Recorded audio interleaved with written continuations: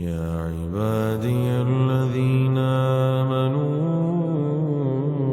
إن أرضي واسعة فإياي فاعبدون كل نفس ذائقة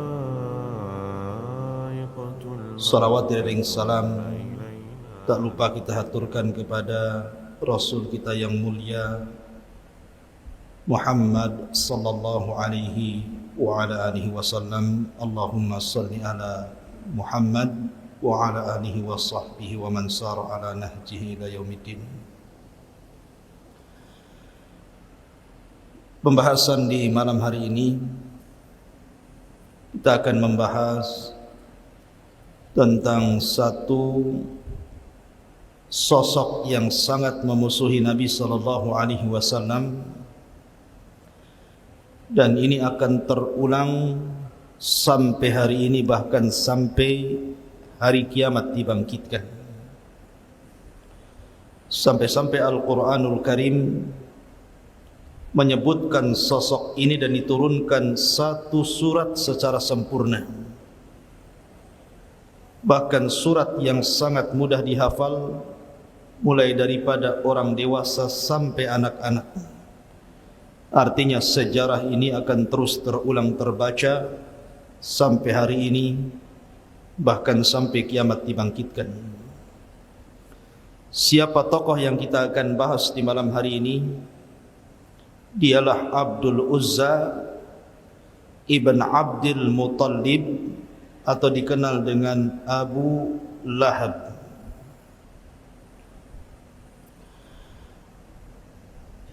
Anda harus bedakan antara Abu Lahab dengan Abu Jahal,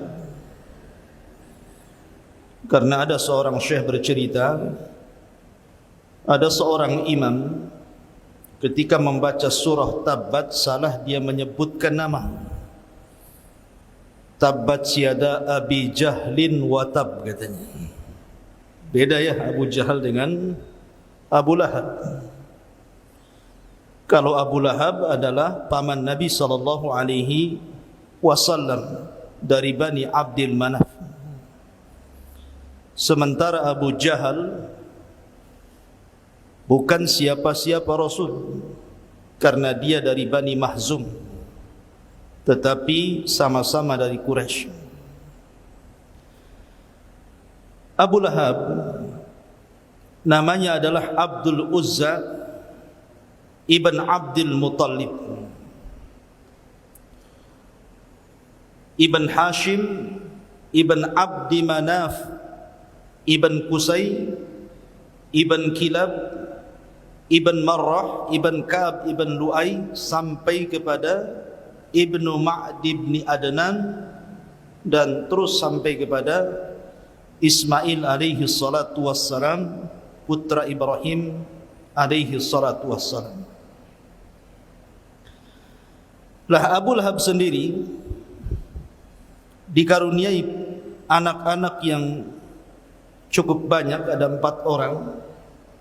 Yang pertama namanya Utbah ibn Abi Lahab, yang kedua namanya Utaibah ibn Abi Lahab, yang ketiga namanya Mu'tab ibn Abi Lahab, dan yang terakhir Dzurrah bintu Abi Lahab.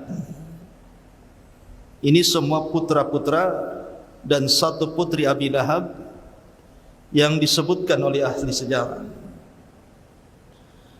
Bicara tentang Abi Lahab, Abu Lahab itu kunyah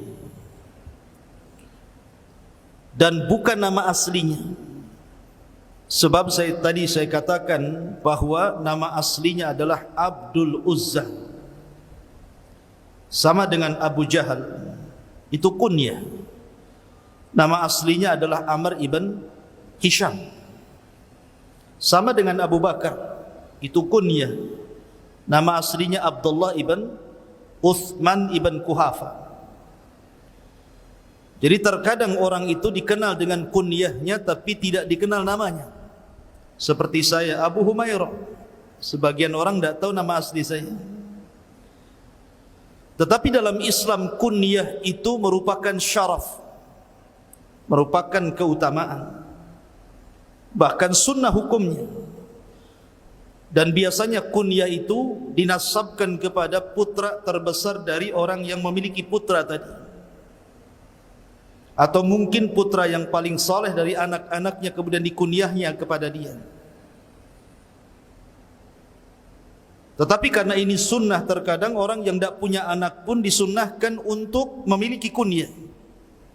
Contohnya Aisyah radhiyallahu anha. Aisyah radhiyallahu anha itu tidak punya keturunan, tapi orang-orang memanggilnya Ummu Abdillah. Padahal Abdullah bukan anaknya Aisyah, tapi anak daripada Asma, saudarinya yang tertua, Asma bintu Abi Bakar, yang menikah dengan Zubair bin Awam. Lahirlah Abdullah ibn Zubair. Tetapi karena Abdullah bin Zubair masih kecil, suka digendong Aisyah radhiyallahu anha, maka orang-orang kemudian memanggilnya Ummu Abdillah. Padahal bukan nama anak Aisyah, karena Aisyah tidak punya anak, tapi begitulah kunyah. Lalu kenapa kemudian Al-Quranul Karim menetapkan kunyah bagi Abdul Uzza dengan Abu Lahab dan Abu Jahal, padahal namanya Amr ibn Hisham? Bukankah kunyah itu sebuah keistimewaan dan sunnah? Ada beberapa alasan yang disebutkan para ulama.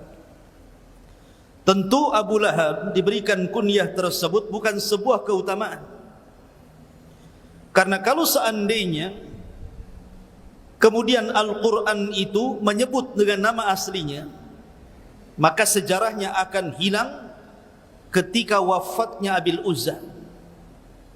Makanya tidak kemudian disebutkan dalam Al-Quran itu nama Abil Uzza, tapi kunyahnya Abi Lahab, seolah-olah Allah subhanahu wa ta'ala ingin mengatakan kepada kita bahwa akan muncul Abi Lahab setelah Abi Lahab di zaman Nabi SAW. Karena bagaimanapun ada kaidah tafsir yang mengatakan al-ibaratu bi umumil lafzi la bi khususis sabab, bahwa pelajaran dalam Al-Quran itu bukan karena sebab turunnya sebuah ayat atau surat, tetapi karena umum lafaz yang terkandung dalam Al-Quran itu. Ma'asyiral muslimin yang dimuliakan Allah Azza wa Jalla, atau karena nama asli Abu Lahab itu adalah nama musyrik.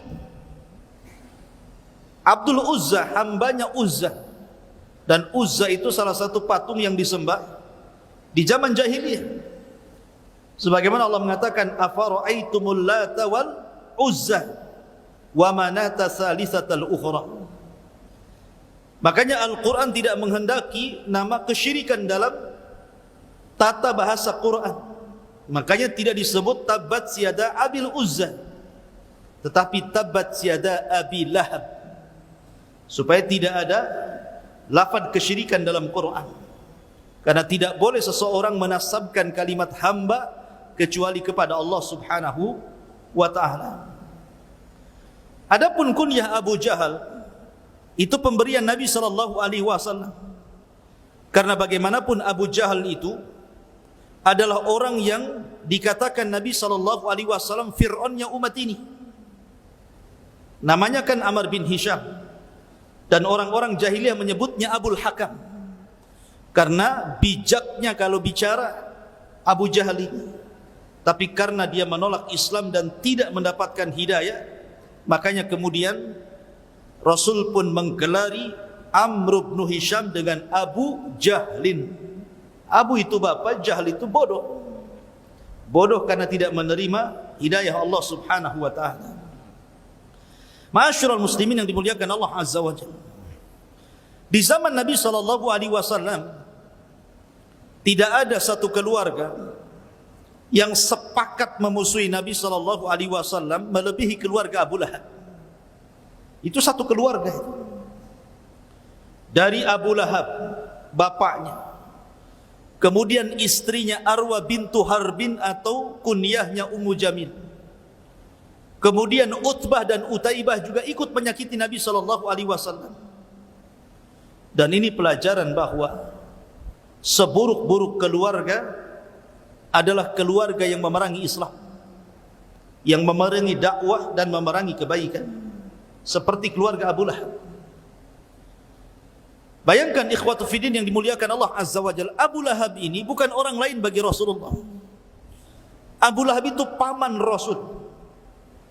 Karena Nabi SAW dikaruniai oleh Allah 10 paman. Tetapi ketika diutusnya Nabi dan Rasul, yang masih hidup kala itu cuma 4.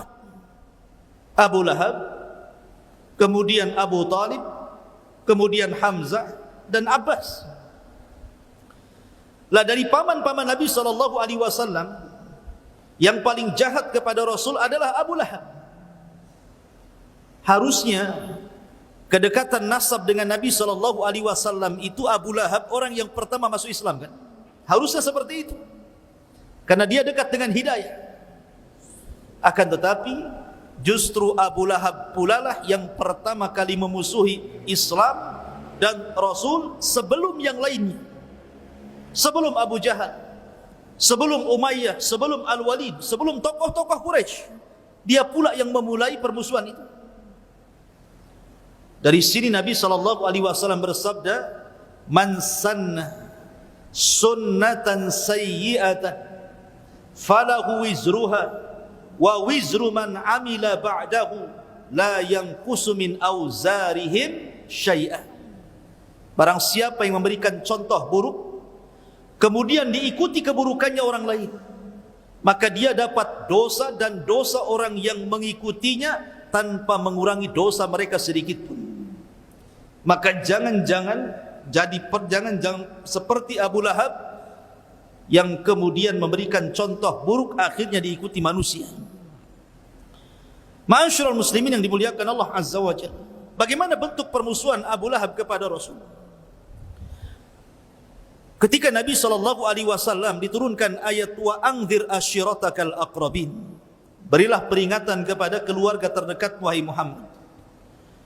Maka Nabi SAW mengumpulkan seluruh kerabat-kerabatnya di Bukit Safa.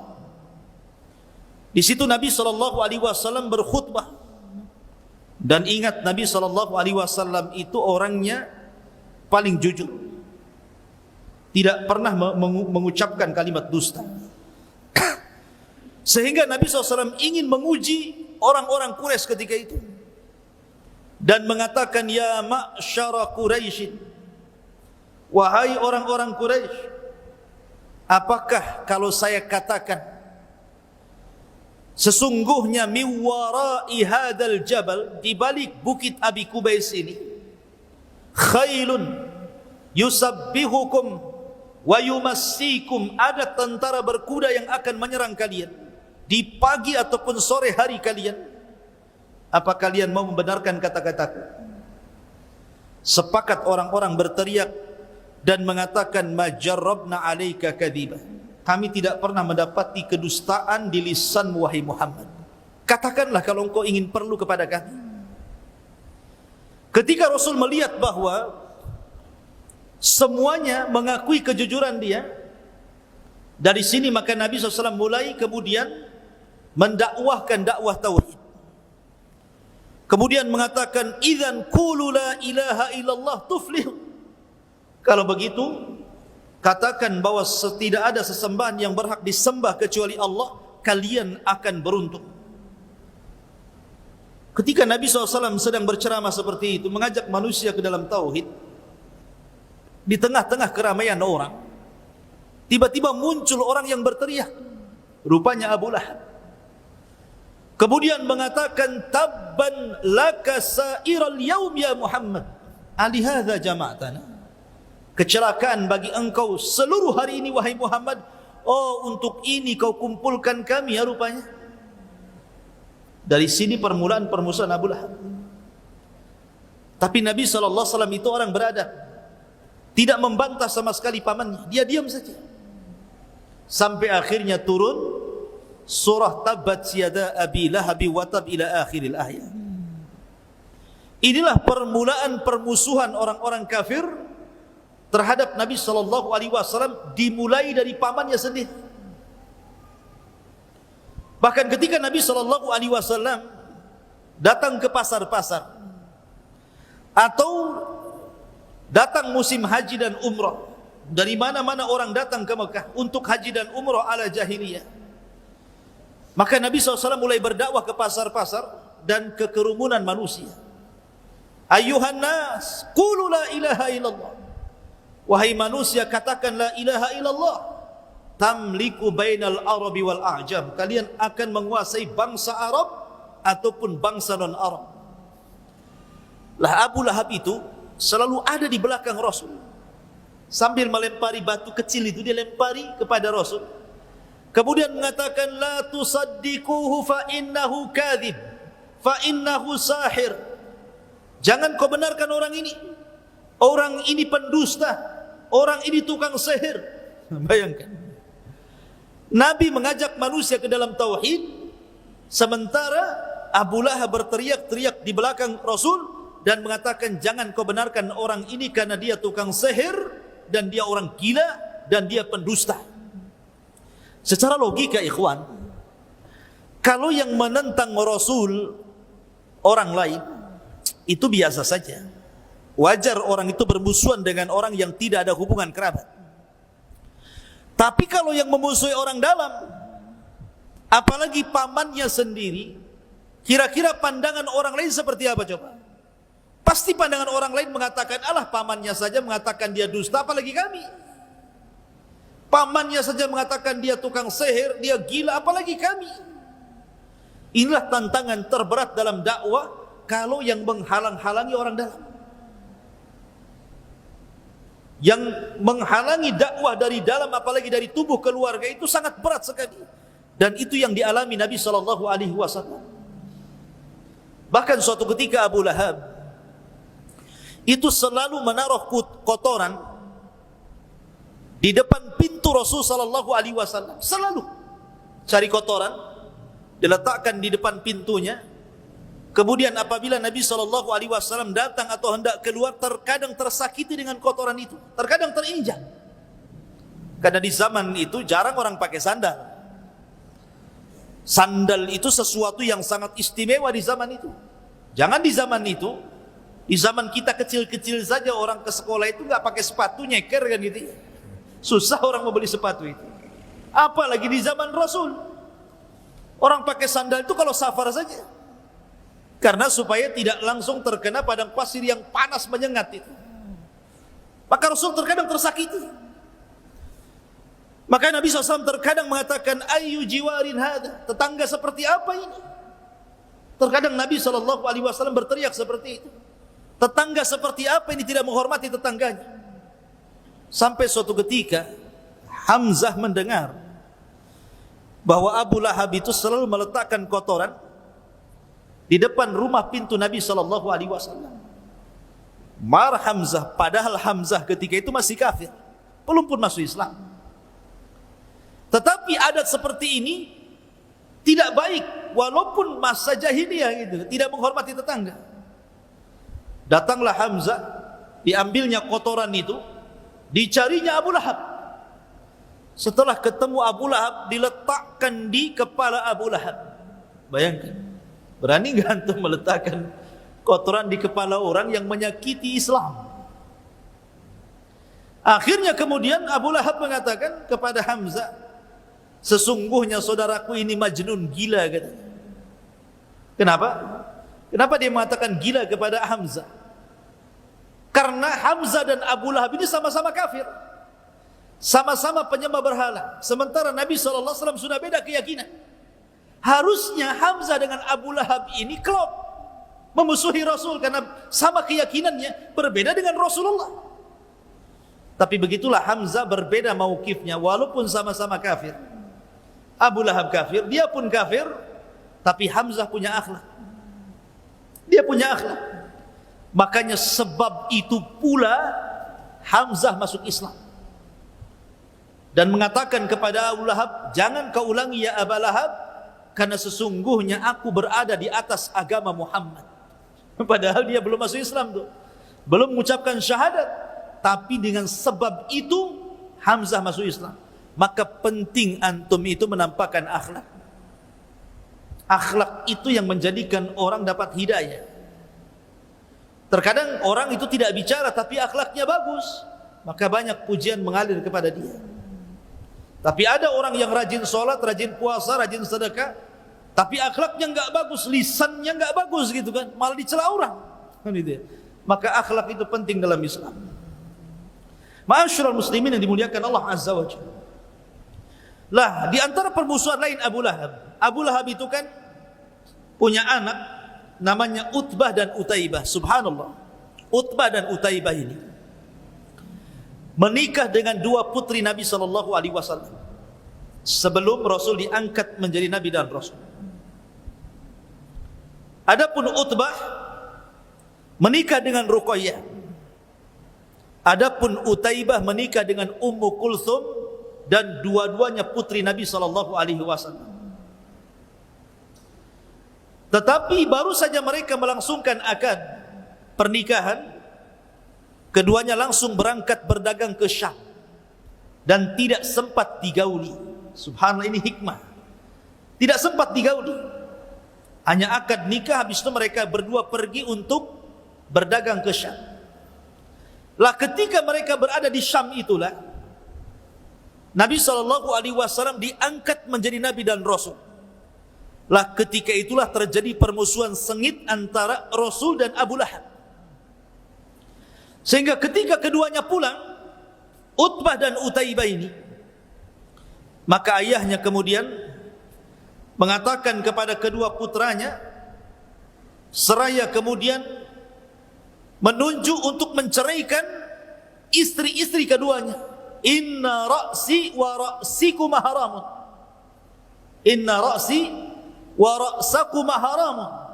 Sesungguhnya kepalaku dan kepala kalian berdua haram kalau kalian tidak menceraikan kedua putri si Muhammad itu. Sampai segitunya permusuhan Abu Lahab. Adapun Utbah, dia langsung datang kepada Nabi SAW dan mengatakan, aku ceraikan Ruqayyah, kemudian pergi. Adapun Utaibah, dia ingin menunjukkan permusuhan kepada Rasul di hadapan ayahnya. Dia tidak langsung menceraikan Ummu Kulthum. Dia datang kepada Nabi SAW ketika hendak berangkat ke Syam untuk berdagang. Ditariknya gamis Nabi SAW kemudian dikoyak. Setelah itu diludahi wajah Rasul tetapi tidak kena. Sambil menghina Nabi SAW, kemudian menceraikan Ummu Kulthum di hadapan Rasul. Dia, bagaimana permusuhan keluarga ini? Sampai anak-anaknya pun dipengaruhi untuk memusuhi Nabi SAW. Tetapi al-jaza'u min jinsil amal, ikhwan. Namanya balasan itu disesuaikan dengan perbuatan. Utbah tidak menyakiti Rasul, hanya menceraikan begitu saja. Tapi karena Utaibah sudah mengoyak gamis Rasul, menghina Rasul, meludahi wajah Rasul walaupun tidak kena, sampai-sampai Nabi SAW berdoa kepada Utaibah dan mengatakan, Allahumma sallit alaika kilabun min kilabi. Ya Allah, kuasakan kepada orang ini, maksudnya Utaibah, anjing dari anjing-anjing. Doa Rasul ini terngiang di telinga Utaibah. Pulang dia. Kemudian diceritakan kepada ayahnya apa yang sudah dilakukan kepada Rasul. Dan diceritakan juga doanya Nabi SAW kepada dia, Allahumma sallit alaika kalbun min kilab. Ya Allah, kuasakan kepada orang jahat ini anjing dari anjing-anjing. Abu Lahab gemetar ketika itu, karena mereka tahu doa orang-orang yang dizalimi itu mustajab. Dan dalam hati mereka itu mengakui kebenaran Nabi SAW.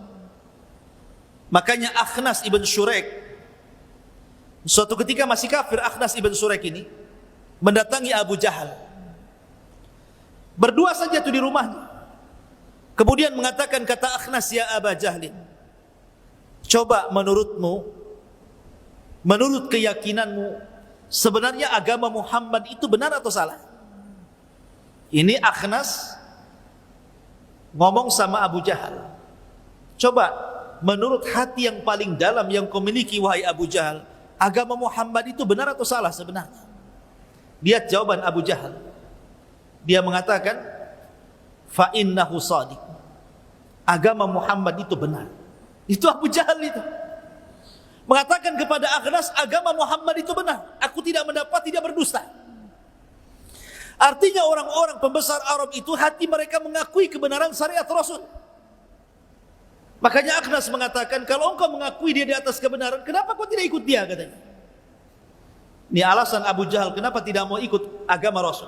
Kata Abu Jahal, wahai Akhnas, kemuliaan Bani Qusay itu ada di memberi makan orang-orang fakir, memberi minum jamaah haji, membayar diat dan begitu seterusnya. Kemudian kami dari Bani Mahzum dan Bani Abdul Manaf, kabilahnya Abu Talib, di dalam Quraisy itu selalu mengambil hati orang-orang Quraisy dengan berlomba-lomba di atas kebaikan. Kalau mereka membayarkan diat, kami juga ikut membayarkan diat. Kalau mereka memberikan santunan kepada fuqara wal masakin, kami juga sama. Kalau mereka memberikan minum kepada jemaah haji, kami juga sama.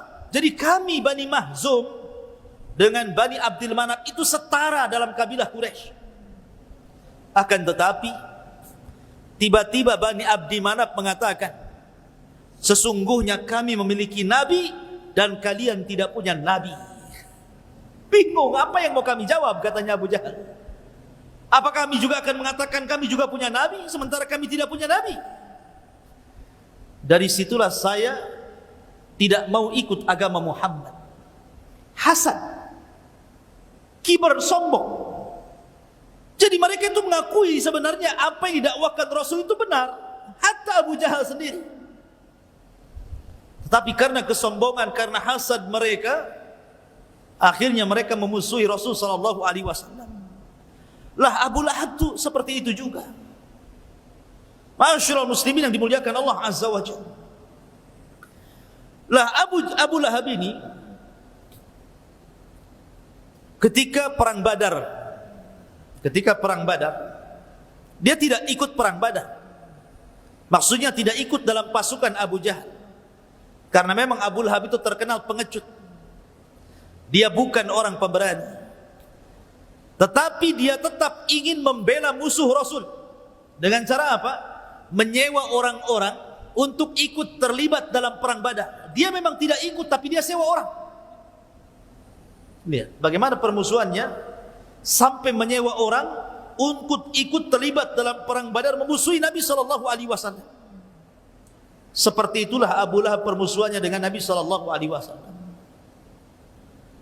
Belum lagi istrinya Ummu Jamil, Arwa bintu Harbin. Ummu Jamil ini bukan orang biasa. Dia wanita yang sangat istimewa di tengah-tengah Quraisy. Bagaimanapun dia keturunan orang hebat, karena dia saudari daripada Abi Sufyan.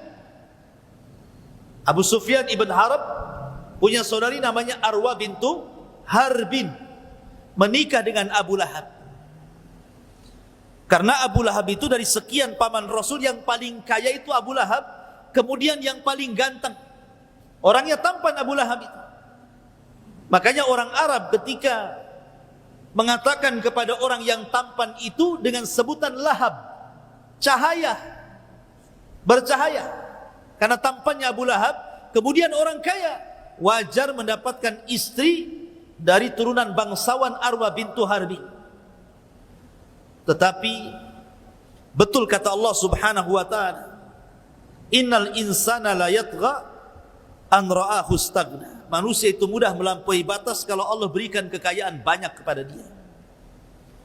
Lah Ummu Jamil ini tidak kalah hebatnya permusuhan dengan Nabi sallallahu alaihi wasallam.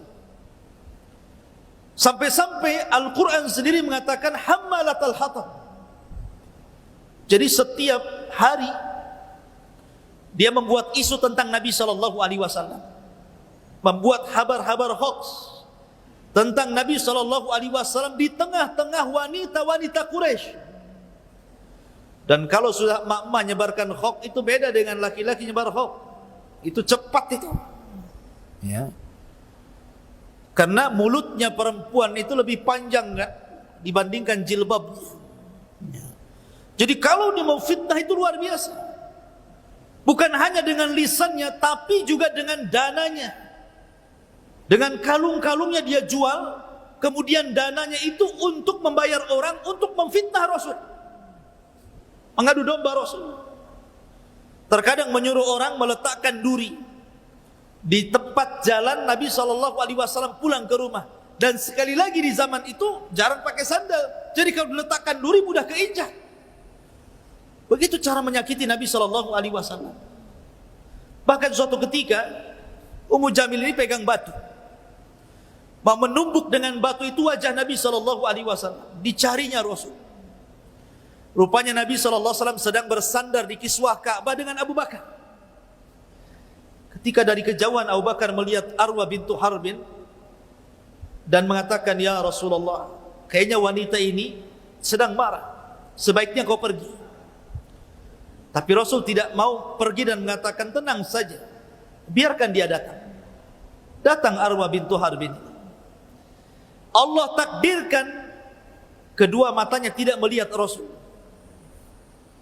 Itu mukjizat, Rasul tidak bisa kelihatan oleh Ummu Jamil, padahal di hadapannya yang kelihatan cuma Abu Bakar saja. Kemudian kata Arwa bintu Harbin, "Ya Abu Bakrin, aina sahibuk?" Di mana kawanmu si Muhammad itu? Abu Bakar heran, ada di sampingnya kok nanya di mana saudaranya.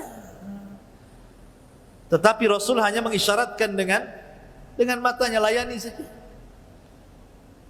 Kata Abu Bakar, "Kenapa kau mencari saudaraku Muhammad?" Kata Arwa bintu Harbin, "Qad balagani annahu yahjuni." Telah sampai berita kepadaku dia telah mengejek diriku. "Lau ra'aituhu la ramaituhu bihadzal hajara fi." Kalau aku lihat dia, aku lempar batu yang ada di tanganku ke kepalanya, katanya. Bayangkan. Kemudian dia membacakan syair, "Mudhammaman abaina wa amrahu asaina wa dinahu qalaina." Mudhammam, orang yang tercela, kami tidak mau untuk mengikutinya. Wa amrahu asaina, seluruh perintahnya kami bermaksiat. Wa dinahu qalaina, dan semua agamanya kami berlepas diri. Kemudian dia pergi sambil gerutu. Rasulullah di depan tapi tidak melihat. Lihat apa kata Rasul kepada Abu Bakar, "A'mallahu basaraha." Allah butakan kedua matanya sehingga dia tidak bisa melihat.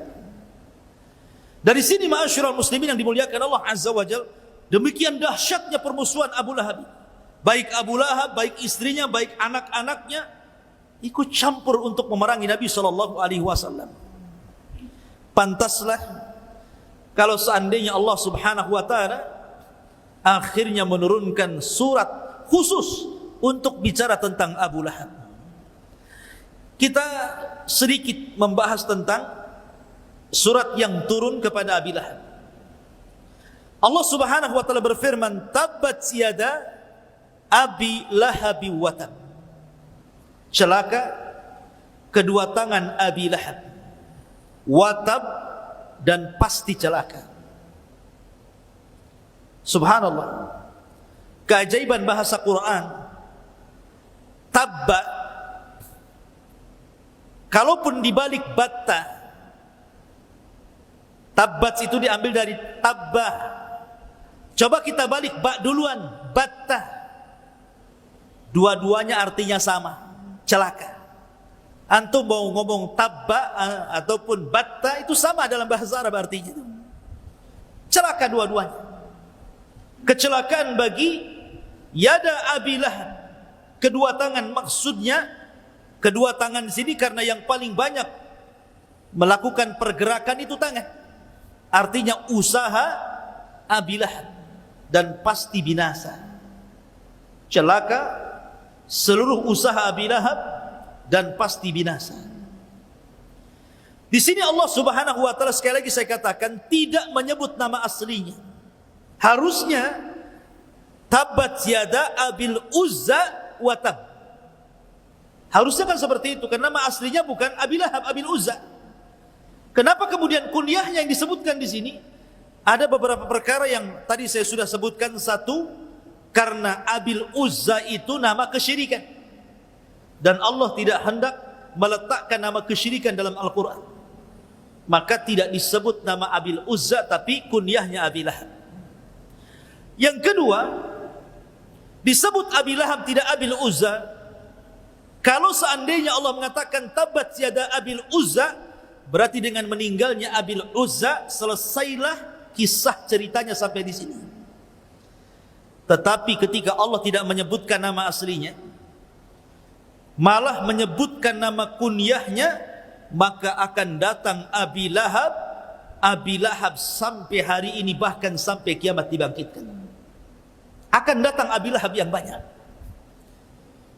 Dan Abi Lahab itu simbol orang yang memusuhi Islam.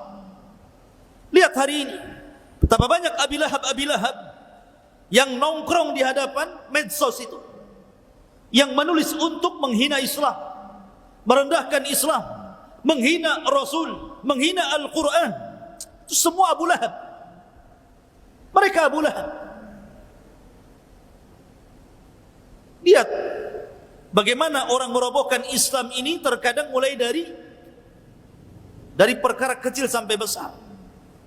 Mengatakan jilbab tidak wajib, mengatakan solat tidak wajib, mengatakan ikhtilat boleh, sampai kemudian mengatakan bahwa semua agama sama. Ini siapa yang bicara seperti ini kalau bukan Abu Lahab? Makanya ketika kemudian Allah mengatakan tabat yada Abi Lahab, akan muncul Abi Lahab sepanjang zaman, karena Abi Lahab itu simbol orang-orang yang tidak suka dengan Islam dan memerangi Islam. Maka jangan seperti Abi Lahab. Ya. Tabat yada Abi Lahab wa tab. Ma aghna anhu maluhu wa ma kasab.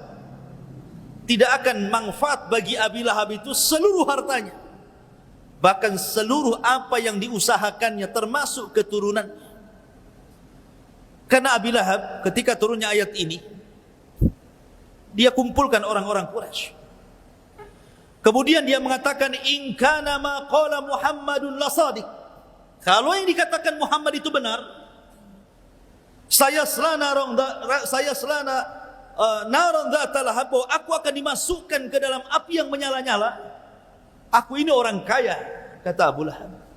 Anakku sukses, Utbah, Utaibah, Mu'tab, semua sukses anakku. Tidak ada anakku yang terlantar. Aku bisa tebus dengan harta dan anak-anakku, katanya. Tapi Allah Subhanahu wa taala katakan ma agna anhu maluhu wa ma kasab. Mau hartanya, mau anak-anaknya enggak akan manfaat lagi ketika sudah berhadapan dengan Allah Azza wa Jalla. Enggak ada manfaatnya.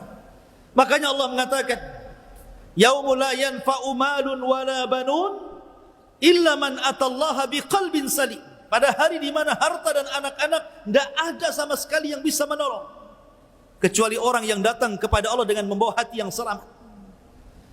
Jadi apalah hartanya? Makanya Umar bin Abdul Aziz, khalifah yang sangat adil, sebelum wafatnya dia minta diantar ke kuburan. Kemudian dia turun ke liang lahat. Kemudian dia mengatakan, ma aghna anni maliyah, halaka anni sultaniyah. Duhai harta yang kubangga-banggakan, kalau orang sudah masuk ke liang lahat ini enggak ada manfaatnya. Duhai kepemimpinan jabatan yang selama ini kubanggakan, apalah manfaatnya kalau orang sudah masuk ke liang lahat ini, coba.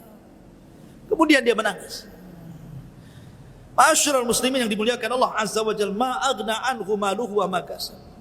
Justru terkadang harta dan anak-anak itu akan menjadi bumerang pemiliknya ketika kedua perkara itu justru digunakan untuk memusuhi Islam. Dilipat gandakan azabnya. Dan ada orang-orang yang musuh Islam itu menghabiskan hartanya dan juga menggerakkan anak-anaknya, seperti Abi Lahab. Ma'asyiral muslimin yang dimuliakan Allah Azza wa Jalla, dari sini ada faedah yang besar bahwa tidak ada manfaat sedikit pun nasab, apakah nasab sampai kepada Rasul ataukah kepada yang lainnya. Nasab itu tidak akan manfaat. Padahal Rasul mengatakan semua nasab terputus pada hari kiamat kecuali nasab yang tersambung kepadaku. Abi Lahab tersambung nasabnya kepada Rasul. Manfaat? Tidak. Tidak ada manfaat kedekatan Abi Lahab dengan Rasul. Sama sekali. Padahal ikhwan, Nabi SAW kan punya paman 4. Hamzah, Abbas, Abi Lahab, Abu Talib. Okelah Hamzah dan Abbas ini masuk Islam. Kita tidak akan bicara. Tapi Abu Talib itu mati kafir. Abu Lahab mati kafir, sama-sama kafirnya. Tetapi satu pun Al-Quran dari surah Al-Fatihah sampai Qul a'udzu birabbin nas, tidak ada satu pun ayat ataupun surat yang mencela Abu Talib. Mana ada? Coba Anda cek Al-Quran. Tidak ada satu pun ayat yang mencela Abu Talib. Tidak ada. Bahkan Abu Talib mendapatkan syafaat khusus bagi Rasul. Dia diringankan azabnya walaupun tidak bisa keluar dari neraka selamanya. Tapi diringankan azabnya. Dia hanya sampai ke tumit mata kakinya, nerakanya, tapi cukup mendidihkan kepalanya, kata Rasul. Harusnya Abu Talib itu berada di gelombang neraka yang paling dalam, tapi karena dia sudah menolong diriku semasa dakwahku, kata Rasul, maka diberikan syafaat khusus, diringankan azabnya. Tetapi Abu Lahab sama-sama kafir. Abu Talib mati kafir, Abu Lahab mati kafir. Tapi lihat, Allah Subhanahu wa taala turunkan ayat Tabbat yada Abi Lahab dengan surat yang sangat pendek dan tidak disisipkan di surat yang panjang. Kan bisa saja surah Al-Lahab ini disisipkan di tengah-tengah surah Al-Baqarah, disisipkan di tengah-tengah surah Al-Imran, disisipkan di tengah-tengah surah An-Nisa, disisipkan di tengah-tengah surah Al-A'raf, kan bisa saja. Kenapa kemudian dipisahkan? Satu surat yang sangat pendek, pendek sekali, sampai anak kecil bisa menghafalnya. Menunjukkan bahwa balasan itu disesuaikan dengan usahanya. Karena dia orang yang pertama memusuhi Rasul, melibatkan seluruh keluarga dan hartanya untuk memusuhi Rasul, maka seolah-olah ayat ini menjadi doa bagi Abi Lahab. Sampai hari ini bahkan kiamat dibangkitkan, semua orang membacanya. Sampai anak-anak pun bisa membacanya. Sampai orang yang hafalannya tidak punya, kalau jadi imam tabat aja paling yang bisa itu.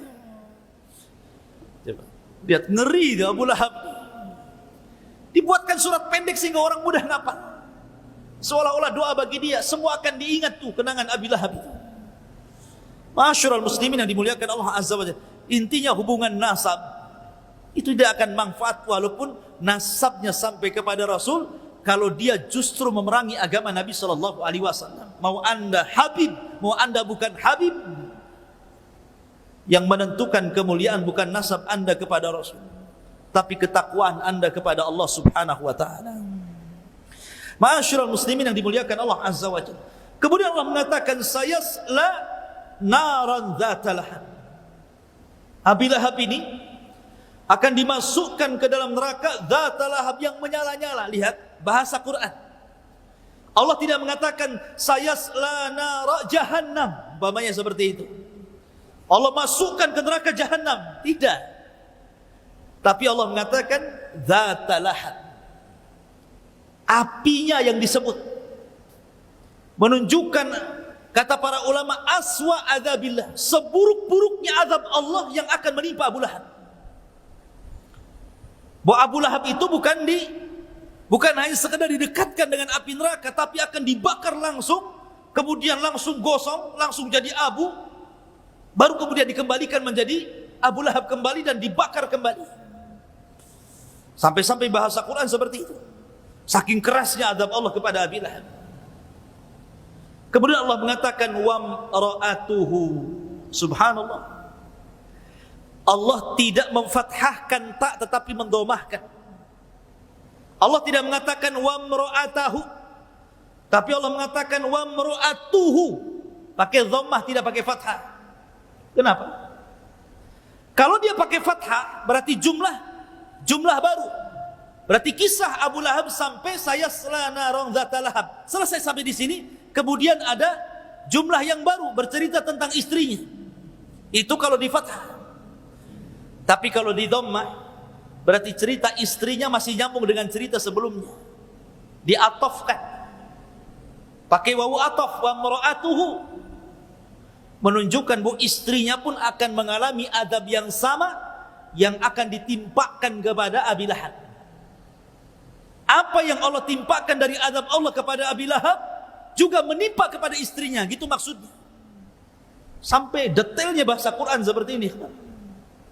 Allah tidak memfathah wa mru'atahu, tapi wa mru'atu dimaktufkan bahasanya, diatofkan gitu, disambungkan dengan kalimat sebelumnya.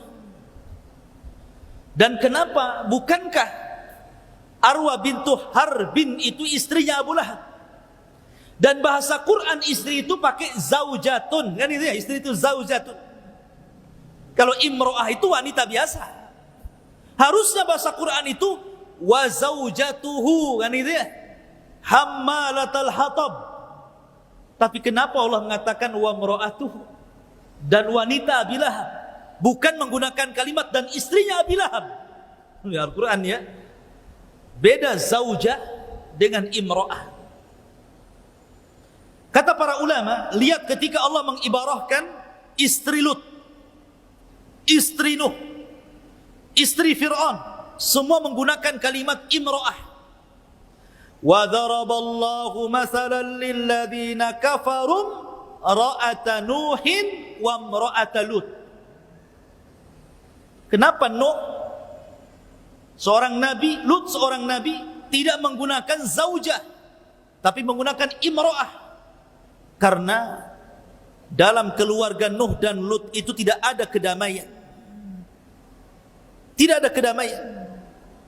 Karena kedua wanita Lut dan juga Nuh ini berkhianat kepada suaminya. Fakhanatahuma. Makanya Allah mengatakan wa qila dkhulan nar ma'ad dakhilin. Allah masukkan kedua wanita ini ke dalam neraka. Sama di sini juga wa mar'atuhu hammalatal hatab. Seolah-olah Allah ingin mengatakan bahwa Abu Lahab dengan istrinya ini tidak akur di dalam rumah tangganya. Banyak cekcok, dan cekcoknya istrinya Abu Lahab dengan Abu Lahab itu lebih besar di dalam rumah tangga dibandingkan di luar rumahnya. Jadi mereka itu selalu tidak damai, tidak tenang, suka cekcok. Mereka hanya sepakat itu kalau memusuhi Nabi saja. Oh gitu. Jadi itu bahasa Quran seperti itu. Sebab kalau sudah cekcok di dalam rumah, pasti akan buruk keluar rumah. Coba saja antum bermasalah dengan istri kan, marah dengan istri.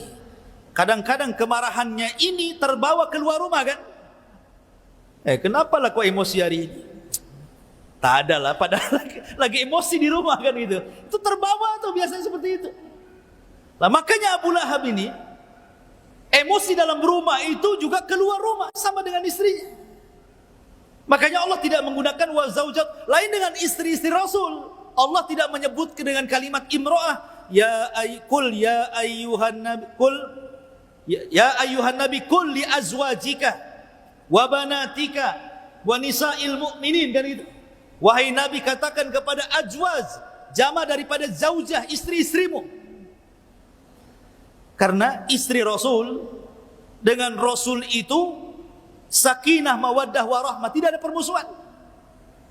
Tapi keluarga Abu Lahab itu permusuhan, itu suami istri, sehingga permusuhannya sampai keluar rumah.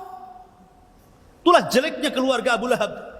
Makanya Allah bahasakan wa mra'atuhu hammalatal hatab.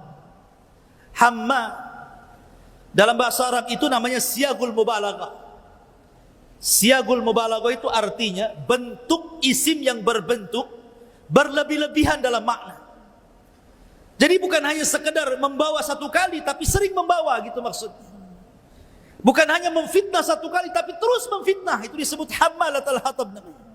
Bukan sekali dua kali, tapi mengadu dombanya itu terus, seolah-olah hidupnya dihabiskan hanya untuk mengadu domba, menjelek-jelekan Nabi SAW.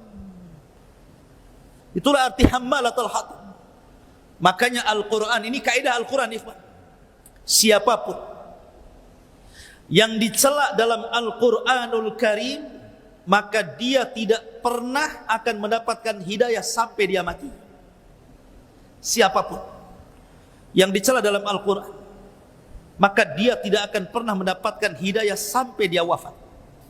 Abu Lahab dicela dalam Al-Quran wafat su'ul khatimah. Istrinya dicela dalam Al-Quran wafat su'ul khatimah. Abu Jahal dicela dalam Al-Quran, ara'aita alladhi yanha 'abdan idza shalla. Tidakkah kau melihat ada seseorang yang berani melarang orang sedang salat? Karena Abu Jahal mengatakan, kalau aku melihat Muhammad salat di Ka'bah, ku tunjang lehernya, katanya. Maka Allah turunkan ara'aita alladhi yanha 'abdan idza shalla. Dicela dalam Al-Quran. Akhirnya Abu Jahal pun mati su'ul khatimah. Al-Walid ibn Mughirah diturunkan dalam surah Al-Mudaththir. Darni wa man khalaqtu wahida wa ja'altuhu malam ma'duda wa banina syuhuda, sampai akhir surah Al-Mudaththir. Turun kepada Al-Walid ibn Mughirah. Al-Walid ibn Mughirah mati su'ul khatimah. Siapapun yang dicela dalam Al-Quran tidak akan selamat. Tapi orang-orang yang tidak dicela dalam Al-Quran, Abu Sufyan kurang apa musuhannya dengan Rasul? Dia yang memimpin perang Uhud dan memimpin orang-orang musyrik sehingga banyak para sahabat terbunuh, tapi Quran tidak mencela Abu Sufyan. Makanya dia dapat hidayah masuk Islam ketika Fatu Mekah. Ma'asyiral muslimin yang dimuliakan Allah Azza wa Jalla. Kemudian Allah mengatakan fi jidihahab lum mim masad. Maka di lehernya akan diletakkan sabut dari api Jahannam. Sering saya ulang, al-jaza min jinsil amal. Balasan itu sesuai dengan usahanya. Karena Ummu Jamil ketika di dunia, dia ambil kalungnya, dia ambil gelangnya, dia jual. Kemudian uangnya untuk memusuhi Rasul. Maka kalung itu kelak akan jadi api di neraka Jahannam, kemudian akan melilit lehernya. Begitulah Allah Subhanahu wa taala menyiksa orang-orang yang memusuhi dia. Ma'asyiral muslimin yang dimuliakan Allah Azza wa Jalla. Maka di sini kalau kita melihat keluarga Abu Lahab dalam kehidupan manusia, Allah sudah contohkan kan banyak keluarga kan. Antum baca surah Tahrim, di situ ada macam-macam keluarga. Ada keluarga itu yang suaminya soleh, suaminya baik, tapi istrinya kurang ajar, berkhianat dan kufur. Seperti keluarga Nuh dan keluarga Lut. Yang kedua, ada yang terbalik, istrinya baik sekali, soleha, tapi suaminya kufur, suaminya bengis dan jahat. Keluarga Fir'aun, istrinya ahli jannah, keluarganya Fir'aun itu istrinya penduduk surga, satu di antara 4 wanita terbaik dunia, Asyah bintu Muzahib. Tapi suaminya makhluk yang paling buruk yang ada di permukaan bumi, Fir'aun laknatullah. Yang ketiga, ada keluarga itu yang dua-duanya tidak soleh dan soleh, seperti keluarga Abu Lahab ini. Suaminya seperti itu, istrinya juga seperti itu. Sama-sama tidak suka dengan agama, tidak suka dengan dakwah, tidak suka dengan tauhid. Yang ketiga, yang keempat, ada keluarga yang dua-duanya mencintai Allah. Itulah keluarga Nabi SAW. Makanya tidak ada keluarga yang layak dicontoh melebihi keluarga Nabi SAW. Laqad kana lakum fi Rasulillahi uswatun hasanah. Sungguh ada pada jati diri Rasul itu suri toladan yang indah bagi kita, termasuk saat berkeluarga Nabi SAW. Jangan seperti Abi Lahab. Ya. Jangan seperti Abi Lahab, ini suami istri kompak masalahnya, memusuhi Islam. Ma'asyiral muslimin yang dimuliakan, makanya Abu Lahab diberikan azab oleh Allah di dunia sebelum akhirat. Suatu ketika Abi Lahab ini sedang menunggu kabar tentang kemenangan di Badar. Karena kan dia tidak ikut Badar, dia pengecut, nyewa orang. Dia menunggu menangkah kalah begitu saja. Tiba-tiba dari kejauhan datang Abu Sufyan dengan ketakutan, dengan beberapa orang yang lari dari orang-orang musyrik karena kekalahan di Badar. Kemudian Abu Sufyan menceritakan di hadapan Abu Lahab, kita kalah wahai Abu Lahab. Aku heran, kenapa tentara si Muhammad itu banyak sekali ditolong oleh tentara berkuda, semua berwarna putih, dengan berjubah putih, di tangannya ada pedang terhunus. Sampai kami lari tunggang langgang. Di samping Abu Lahab ini ada budaknya Abbas, namanya Fadl. Ada budaknya Abbas. Dia orang yang beriman dan menyembunyikan keimanannya. Tiba-tiba refleks ngomong, itulah malaikat yang menolong Muhammad. Marah Abu Lahab ini. Di pentungnya itu budaknya si Abbas itu seolah-olah apa? Membela Rasulullah. Akhirnya karena terlukalah budaknya Abbas ini pulang. Kemudian lapor kepada istrinya Abbas, Ummu Fadl. Marah Ummu Fadl ini. Dia ambil pentungan, dicarinya Abu Lahab. Kenapa kau sakiti budakku ya Abu Lahab? Dipentung kepalanya. Akhirnya pecah kepalanya sini. Sama Ummu Fadl, istri daripada Abbas itu. Kenapa kau pukul budakku? Sebab lukanya itulah Abu Lahab meninggal dunia. Ada juga yang mengatakan bahwa Abu Lahab itu terkena penyakit namanya adas, penyakit yang parah, luka yang parah. Jadi ketika kemudian dia hendak safar di tengah jalan, kumat penyakit itu, kemudian meninggal dan tidak diketahui jasadnya kecuali setelah 3 hari. Bayangkan jasad 3 hari tidak diketahui, busuk tidak? Busuk. Manusia pun tahu ini jasadnya siapa ini? Jasadnya Abu Lahab. Sampai anak-anaknya tidak berani mendekati Abu Lahab karena busuknya. Tapi orang-orang mengatakan kepada anak-anaknya, kalian tega kepada bapak-bapak kalian, kuburkan ayah kalian ini. Tapi mereka tidak mau. Terpaksalah akhirnya dikubur di mana dia meninggal. Tidak digalikan kuburan, langsung dilempari batu. Kayak orang dirajam, dilempari batu sampai numpuk. Itulah kuburannya Abu Lahab. Subhanallah. Allah hinakan. Termasuk putranya juga Utaibah, yang sudah meludahi Rasul, mengoyak gamis Rasul. Ketika dia hendak berangkat ke Syam, Abu Lahab ini terngiang dengan doanya Rasul, sehingga dia mengatakan kepada kawan-kawannya, jaga putraku ini, jaga putraku ini. Dan sebenarnya Abu Lahab itu yakin dengan doanya Rasulullah. Suruh minta ke kawan-kawan dagangnya, tolong jaga putraku ini, katanya. Karena aku mendengar Muhammad mendoakan seperti ini, katanya. Berangkatlah mereka ke Syam. Ketika sudah sampai di perbatasan Syam, di tempat namanya Bani Zuraik, orang-orang ini sedang tidur di bawah pohon sambil istirahat.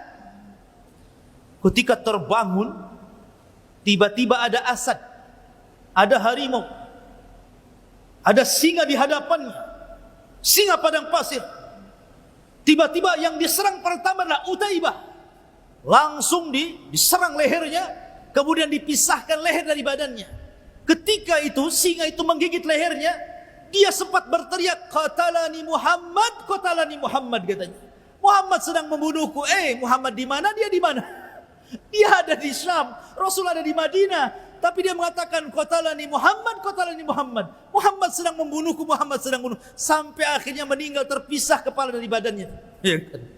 Bagaimana Allah Subhanahu wa taala mengazab orang yang memusuhi dakwah. Hati-hati. Siapapun yang memusuhi dakwah Nabi sallallahu alaihi wasallam, pasti akan ada azab dunia sebelum azab akhirat. Dan itu terjadi di zaman Imam Ibnu Hazm, sampai dikisahkan di zaman Imam Ibnu Hazm, ada seorang laki-laki yang mendengar hadis, kan tidak boleh seseorang itu dalam sholat melihat ke atas atau ke samping, karena itu curian syaitan yang sedang mencuri khusyuk kita. Ya.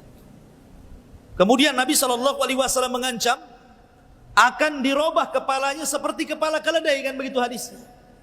Siapa yang mengangkat kepalanya melihat ke langit kemana-mana ketika sholat itu, maka akan dirubah kepalanya seperti kepala keledai. Dalam riwayat apabila dia mendahului imam. Jadi imam belum rukuk, sedang rukuk belum berdiri, dia sudah berdiri. Maka diancam kepalanya seperti kepala keledai, akan dirubah kepalanya seperti kepala keledai. Jadi orang ini nggak yakin, mana ada kepala orang kok diganti dengan kepala keledai katanya. Dipraktekkan pula dalam sholat sama dia. Jadi sebelum imam itu bangkit dari ruku, sudah ruku dulu. Subhanallah. Seketika itu Allah robah kepalanya seperti kepala keledai. Dan itu disebutkan oleh Imam Ibnu Hazm dalam kitabnya. Allah berikan azab sebelum dunia, sebelum akhirat. Bahkan di zaman salaf, ada orang yang menghina hadis Rasulullah SAW mengatakan, "Idza staiqadha ahadukum min naumihi," apabila seseorang bangun dari tidur malamnya, hendaklah dicuci falyaghsil yadayhi thalatha marrat. Hendaklah cuci tangannya 3 kali. Fa inna ahadakum la yadri aina batat yadah. Karena seseorang tidak tahu ketika tidur malam itu tangannya di mana, nginap di mana enggak tahu. Nginap di belakang kan, nginap di depan kan enggak tahu kan itu. Antum tidur, tangan antum malah di mana kan enggak tahu. Nyelip-nyelip di mana kan enggak tahu. Makanya setelah bangun tidur cuci dulu. Jangan langsung main ambil nasi, sahur gitu. Nanti nggak jelas isi tangannya. Tiba-tiba ada seorang laki-laki mengatakan, "Ana adri aina batat yadi." Saya tahu di mana tangan saya menginap. Kurang ajar tidak? Rasul yang mengatakan tidak tahu, dia mengatakan tahu pula, kan begitu ya? Ini kan kurang ajar hadis Nabi. Akhirnya dihukum orang ini. Ketika keesokan harinya dia tertidur, tiba-tiba Allah masukkan tangannya satu hasta ke dalam duburnya. Satu hasta itu dari sini ke sini loh Pak. Masuk ke liang dubur. Ketika dia bangun, dia kaget tangannya ada di dalam dubur itu. Sekarang baru tahu kan di mana tangannya menginap. Subhanallah. Karena ini menghina sunnah Nabi. Bahkan di zaman Nabi juga ada. Ada orang makan pakai tangan kiri. Kata Rasul, "Kul biyaminik," makan dengan tangan kananmu. Dia mengatakan, "La astati," saya enggak bisa. Belum dicoba sudah bilang enggak bisa. Di depan Nabi lagi. Maka Rasul marah dan mengatakan, "Mastata'ta abadan." Idzan mastata'ta abadan. Kalau gitu kau tidak akan mampu mengangkat tanganmu selamanya, katanya. Akhirnya dua-duanya enggak bisa ngangkat gitu. Mau makan susah coba. Maka hati-hati dalam mencela sunnah. Maka lihat adabnya Abu Lahab, ini pelajaran besar bagi kita. Jangan sampai menjadi keluarga seperti keluarga Abi Lahab. Wallahu a'lam bishawab. Sudah jam 9 lebih.